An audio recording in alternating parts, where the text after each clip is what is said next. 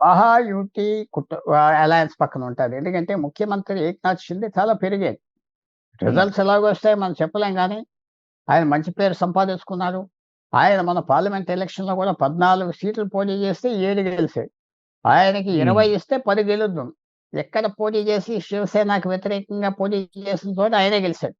So, ఆయన బలం పెరిగింది. ఇమేజ్ పెరిగింది. బీజేపీ కూటమి ఆయన మీద ఆధారపడుతుంది మళ్ళీ అధికారంలో రావటానికి. ఆయనకి హ్మ్. దాదాపు 80, 90 సీట్లిచ్చారు. 80, 90 ఇస్తే డైరెక్ట్ ఫైట్. ఆయనకి, ఉద్ధవ్ ఠాకరే శివసేనకి 54, 55 సీట్లు డైరెక్ట్ ఫైట్. హ్మ్. ఇంకెవరు ఉండరక్కడ. సో, అక్కడే ఈయన ప్రివైల్ అవుతాడు. ఈయన ఉద్ధవ్ ఠాకరే కంటే పాపులర్ మనిషి. 2024 జూన్ నుంచి ఇప్పటికి చాలా తేడా వచ్చింది. తేడా ఏంటంటే హ్మ్. 2024 జూన్‌లో ఉద్ధవ్ ఠాకరే కాంగ్రెస్ కూటమికి లీడరు. ఇప్పుడు ఆయన అవును. లీడర్ కాదు. "నువ్వు సరిగ్గా హ్మ్. రాలేదు. నీకు 8 సీట్లు వచ్చినా 28 పోటీ చేసావు. నీకు బలం లేదు. నువ్వు తగ్గిపో" అని చెప్పి, ఆయన హ్మ్. ముఖ్యమంత్రి ఫేస్‌గా కూడా పెట్టలేదు కదా! ఒప్పుకోలేదు హ్మ్. కదా! ఆయనకి హ్మ్. అనుకున్నన్ని సీట్లు ఇవ్వలేదు కదా! సో, ఇప్పుడు వచ్చిన ప్రాబ్లమ్ ఏంటంటే ఉద్ధవ్ ఠాకరే హార్ట్‌ఫుల్‌గా కాంగ్రెస్ క్యాండిడేట్స్‌కి చేయడు. ఆయన హ్మ్. క్యాండిడేట్స్‌కి చేసుకుంటాడు. కాంగ్రెస్ పార్టీ కూడా ఆయన క్యాండిడేట్స్‌ని ఓడించడానికి కూడా చూస్తారు. ఎందుకంటే ఆయనకి హ్మ్. బలంగా ఈ 100 సీట్లు వస్తే నాకు ముఖ్యమంత్రి కావాలంటాడు. ఆయనకి తక్కువ ఇప్పుడు 15 మంది ఎమ్మెల్యేలే ఉన్నారు ఆయనకి. మిగతా వాళ్ళందరూ పారిపోయారు. కానీ హ్మ్. ఆయన 100 సీట్ల వరకు ఇచ్చారు.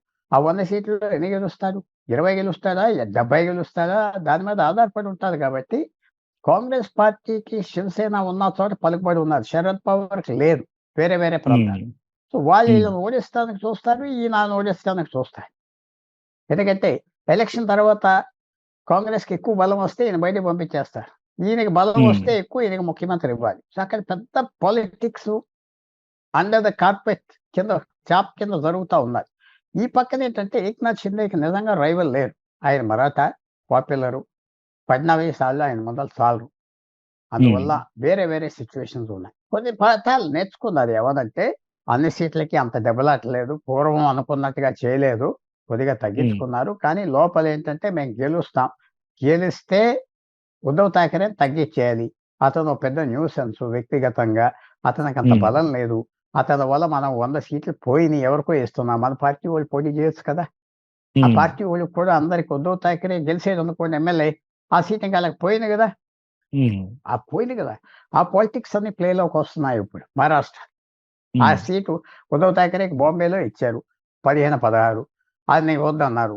అలాగే విదర్భలో 10 ఇచ్చారు. ఎవరైతే కాంగ్రెస్ వాళ్ళు సీట్లు పోయినాయో వాళ్ళందరూ కోపంగా ఉన్నారు. ఆ హ్మ్. Sentiment 2024 June parliament sentiment Narendra Modi candidate అది లేదిక్కడ.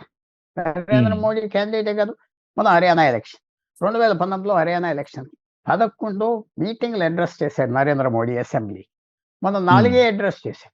ఇప్పుడు మహారాష్ట్రలో గూడా ఆయన బొమ్మ గూడా ఎక్కువ లేదు. లైట్‌గా అడ్రెస్ చేస్తున్నాడు. మాట్లాడుతున్నాడు. ఎందుకంటే స్థానిక నాయకులు వదిలిపెట్టేసారు.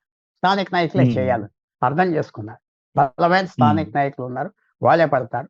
వాళ్ళకే ఓటేస్తారు. మనం రాగానే మిగతా కాంప్లికేషన్స్ వస్తాయని బీజేపీ దూరంగా ఉంటారు.